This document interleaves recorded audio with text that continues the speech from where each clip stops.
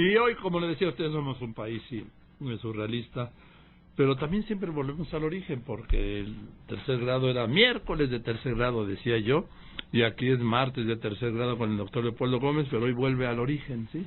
A ser miércoles de tercer grado por esta semana. Querido Leopoldo, ¿cómo estás? Buenas tardes. Muy bien, Joaquín, te lo agradezco mucho. Llegué un día tarde, pero realmente en el día original, ¿no? Regresamos a los orígenes. Así es, siempre hay que volver a los orígenes, sobre todo en estos momentos, ¿no? Leopoldo, se está complicando. Yo creo que se equivocó Agustín Carstens cuando dijo en un principio, estamos viendo apenas los cortos de una película de terror. Yo creo que todavía no hemos visto ni los créditos para cómo está apuntando esto. Los créditos, Joaquín, tú has dicho varias veces que apenas llevamos un mes, creo que 20 y tantos días hábiles, y parece que ya es una eternidad. Y la verdad es que apenas estamos entrando al túnel, ¿no? A un túnel en el que pues la salida no se ve, ¿no? Esperemos que cuando se vea una luz en la salida no sea el tren que viene de frente a nosotros, ¿no?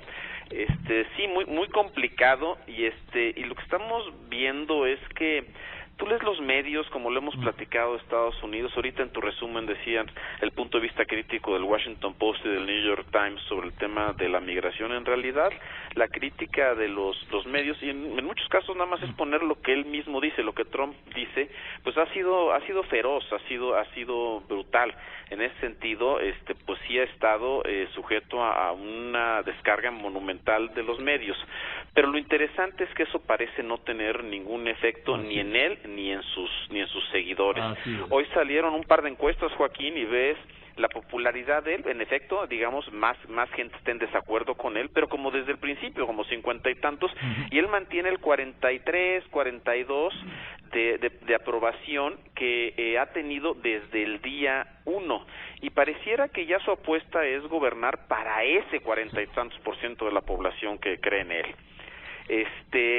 Dos eventos la semana pasada, la conferencia de prensa que sostuvo, en donde se lanza con todo en contra de los medios, dice toda la serie de barbaridades que acostumbra decir, agarra pleito con todo mundo. Después el acto de este fin de semana en Florida, donde en efecto lanza su campaña para la reelección. Dice que su eslogan incluso ya no va a ser Make America Great, o sea, hagamos a Estados Unidos grande, sino Keep America Great. Ya el tema ya no es hacerlo, porque eso como que ya lo logró, es mantenerlo, ¿no?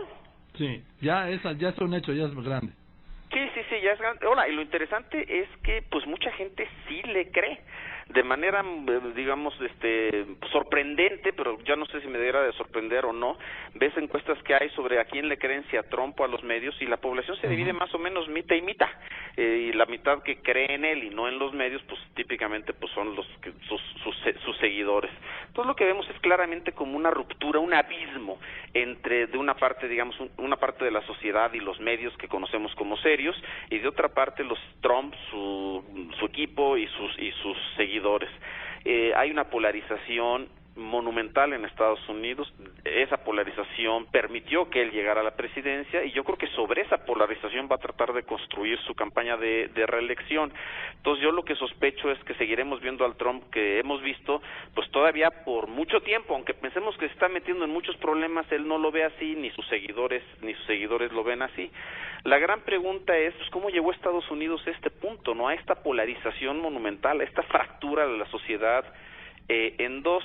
Y hay muchas explicaciones al respecto, pero realmente hay un estudio muy interesante del MIT donde analiza todas las variables y dice, bueno, algunos dicen que es por la lógica de las primarias, que solamente votan la base más radical, o digamos, o más partidista en cada caso. Otros dicen es por la redistritación que ha habido a lo largo del tiempo, y los distritos se han quedado solo con republicanos de un lado y demócratas. Entonces ya los políticos y los partidos no buscan cruzar hacia el otro electorado, sino son los suyos.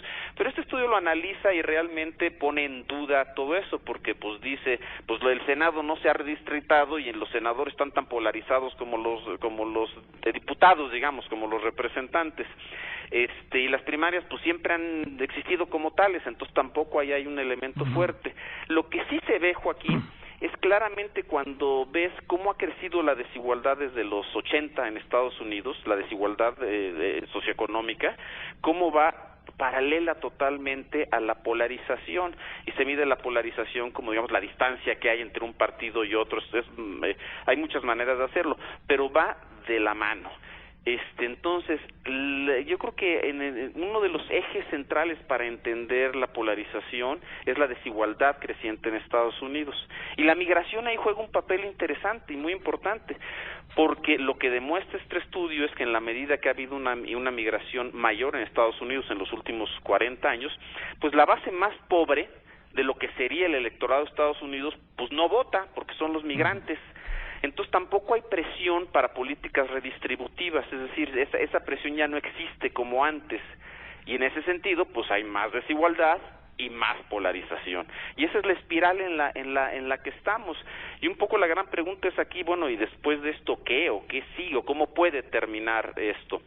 Y de manera muy interesante, este estudio, que fue escrito en 2014, antes de que viéramos el fenómeno Trump, pues sugiere que solo a través de una crisis sistémica tiene que haber una sacudida enorme que reacomode al electorado otra vez y que permita hacer otras políticas públicas que sean menos regresivas.